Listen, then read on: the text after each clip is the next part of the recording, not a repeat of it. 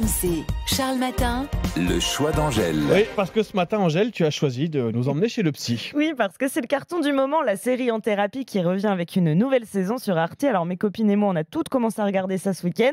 Une série dans laquelle on suit des patients dans le cabinet d'un psy, un épisode par séance. Je trouve ça quand même bizarre de donner de l'argent à quelqu'un qu'on connaît pas juste pour parler avec lui. Vous voulez pas plutôt me poser des questions parce que j'ai l'impression de vous raconter n'importe quoi là. Me dites pas que vous êtes le genre de psy qui hoche la tête en faisant des... Oui, c'est vrai. La première saison avait fait 40 millions de vues quand même sur le site d'Arte. C'était un vrai phénomène. Hein. Mais oui, ça a cartonné. Moi, j'ai regardé la première saison, ça m'a beaucoup plu. Pourtant, sur le papier, dit comme ça, c'est une série où chaque épisode, c'est une séance de psy. On voit deux personnages assis face à face. Ça donne pas très envie, mais en fait, comme ça. On regarde un épisode et on est pris. Bon, mais venir dans le cabinet pour ne rien dire, ça peut en faire sourire certains, c'est vrai, mais faut dire qu'il y a des raisons en ce moment d'être un peu déprimé. Ouais, 2 ans de pandémie dans les pattes, la baisse du pouvoir d'achat, le carburant, la crise climatique et maintenant la guerre en Ukraine. Résultat, 65% des Français ressentiraient une préoccupation généralisée, à savoir des troubles du sommeil, un sentiment de déprime, des crises d'anxiété. Selon l'OMS, depuis le début de la pandémie, les troubles anxieux ont même augmenté de 27% dans le monde. Oui, Charles, nous sommes tous déprimés.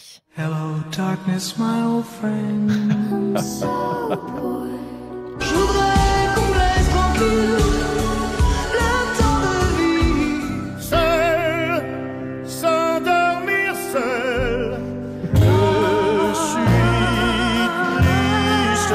Faut bien, Non mais Angèle, faut bien t'abuses rire un là. peu, faut bien rire un peu, mais quand là même. tu vas, ouais, Non mais ouais, quand même. tu fais Moi, grimper la non mais déprime. c'est là. aussi parce que perso, moi quand je suis triste, je fais tout pour être encore plus triste, à savoir écouter des chansons déprimantes pendant des heures. Mais sinon, il y a une autre solution, et bien c'est consulter. Aujourd'hui, 8 Français sur 10 sont confrontés à des troubles psy, mais seulement la moitié a déjà consulté, tandis que la consommation d'anxiolytiques, elle, augmente. Alors mon message ce matin, c'est n'ayez pas peur d'aller chez le psy au moins 1 ou 2 fois, peut-être 3 si vous y prenez goût.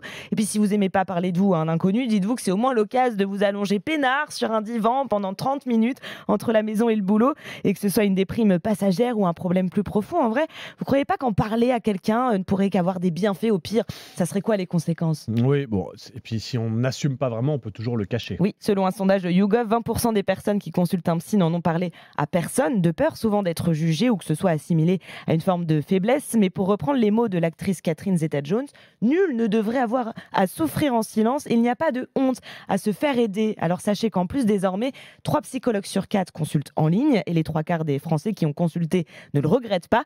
En plus, à partir de demain, 8 séances de psy pourront être remboursées par an. Les psychiatres, eux, le sont intégralement. Oui, voilà, donc on pourra se faire rembourser des séances de psy, ça pourra enlever peut-être le frein financier pour certains. Qui existe, hein, c'est vrai. Oui, et si je comprends bien, Angèle, il n'y a pas de honte. Non, bien sûr C'est ce qu'il que faut non, retenir allez-y. ce matin, allez-y. Et puis, si on n'en avait pas le besoin, vous pouvez quand même vous faire plaisir en regardant la série En thérapie, si vous le souhaitez, évidemment. Et c'était le choix d'Angèle à 5h22 sur RMC.